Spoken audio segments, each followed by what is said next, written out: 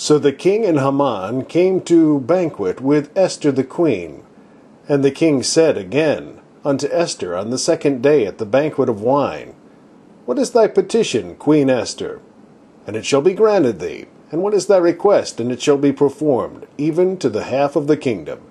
Then Esther the queen answered and said, If I have found favor in thy sight, O king, and if it please the king, let my life be given me at my petition, and my people at my request. For we are sold, I and my people, to be destroyed, to be slain, and to perish. But if we had been sold for bondmen and bondwomen, I had held my tongue, although the enemy could not countervail the king's damage.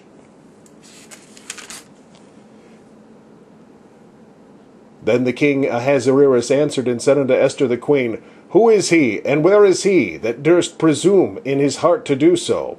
And Esther said, The adversary and enemy is this wicked Haman.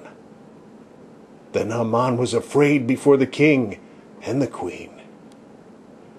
And the king, arising from the banquet of wine in his wrath, went into the palace garden. And Haman stood up to make request for his life to Esther the queen, for he saw that there was evil determined against him by the king.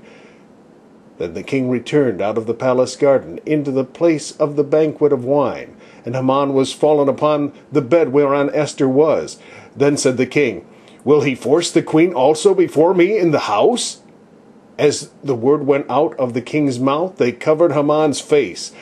And Harbona, one of the chamberlains, said before the king, Behold also the gallows 50 cubits high, which Haman had made for Mordecai, who hath spoken good for the king, standeth in the house of Haman. Then the king said, Hang him thereon.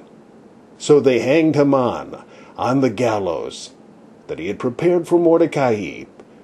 Then was the king's wrath pacified.